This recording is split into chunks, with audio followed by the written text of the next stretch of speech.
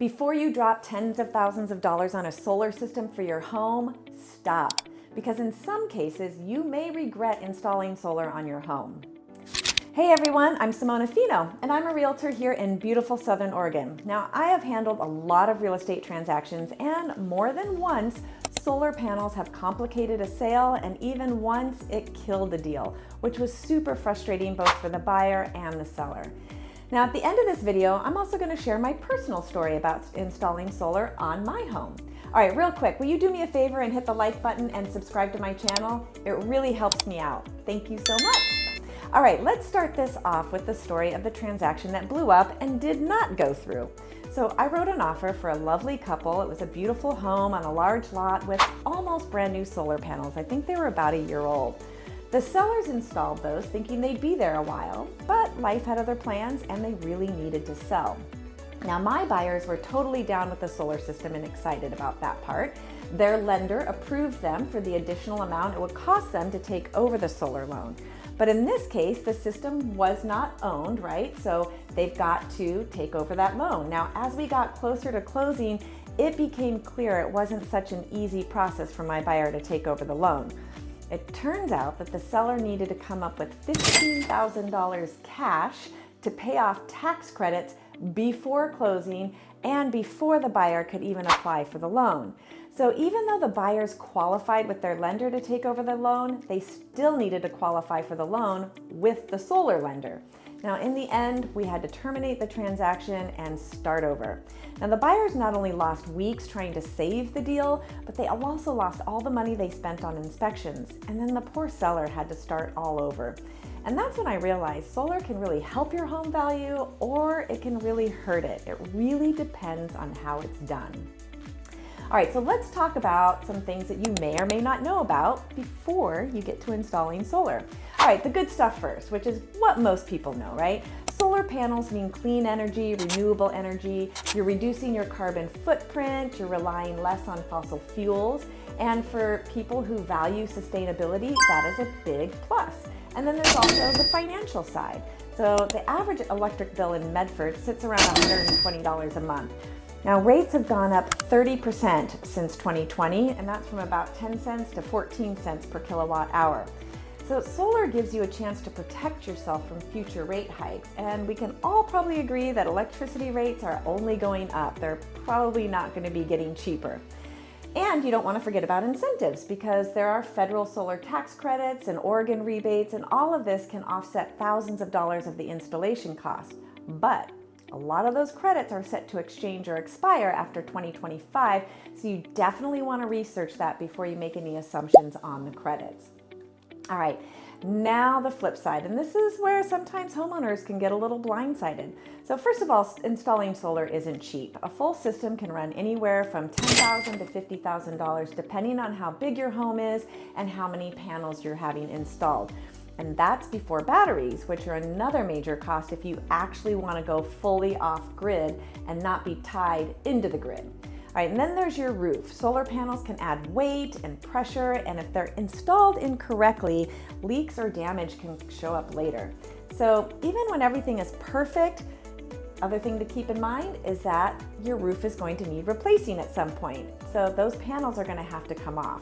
Now, some companies handle that for free, but many charge thousands of dollars for the removal and reinstallation. And sometimes companies will try and push for you to get a newer roof or a brand new roof when yours isn't quite ready for that. All right, but the biggest surprise to most homeowners often comes when it's time to sell. So did you know that appraisers treat leased panels as personal property, not part of the home? So even if you've been paying monthly for years, that system doesn't add any value to your property unless you own it outright.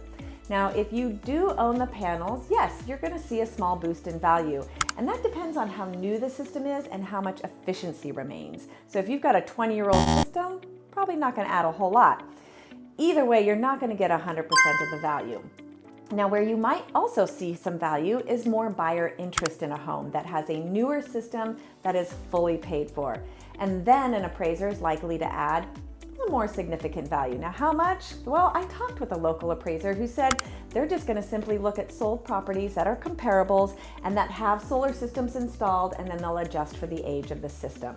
All right, now if the panels are leased, this is where things can get tricky. Now the seller might have to pay off the loan at closing, which can easily be tens of thousands of dollars, and they may not have the equity to pay that off, as was the case in that transaction that fell through of mine. Even if they do have the equity, they may be paying off a $30,000 system, but they certainly aren't getting an additional $30,000 added to the purchase price. Now the other option is to convince the buyer or have the buyer take over the lease. Now this means that the buyer has to qualify not only for the mortgage with the additional monthly solar payment, but also for the solar loan itself. And I've seen buyers who really want the home, but they just can't afford it because of the solar.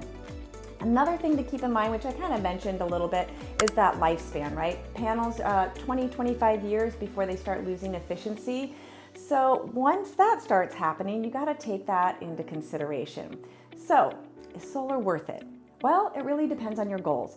If you plan to stay in or own your home for a good 15 to 20 years and your roof is in good shape, or you've got one of those contracts where the solar company is going to remove and reinstall for free, then it can make sense. Or if you're paying cash, or maybe you've got some great financing, it can make good long-term sense. Eventually you'll recoup that cost and you'll enjoy lower bills and be a better steward of the environment.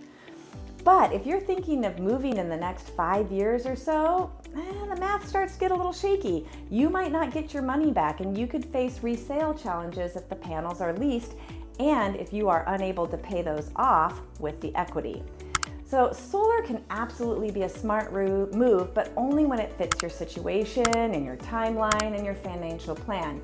Now for me personally, solar has been a great option thus far. So here's my scoop. I own a duplex. I live in one side and I rent out the other side, and I have leased panels on both units. Now I've added an additional $100 a month to my tenant's rent, which covers the cost of his power usage and gives him a little bit of a power discount overall, and it helps me pay for the system. Now I'm planning to keep my duplex as an income property once I move out, so I have no intention of selling in the next 5 to 10 years. Plus, the solar company will remove my panels for free and reinstall them when I need a new roof. And I was also able to use the tax credits to offset my tax bill. So in my case, it was worth it. All right, if you're considering buying or selling a home with solar, please reach out to me. I'm happy to walk you through the process, talk with you about the home's marketability and the value, especially here in Southern Oregon. I'm happy to look at comparables where there have been solar systems installed. So please comment below with your questions, or call me if you'd like to talk one-on-one about your property. I'm happy to chat with you. My number is 541-326-2552. All right, thanks so much, everyone. I will talk to you next time.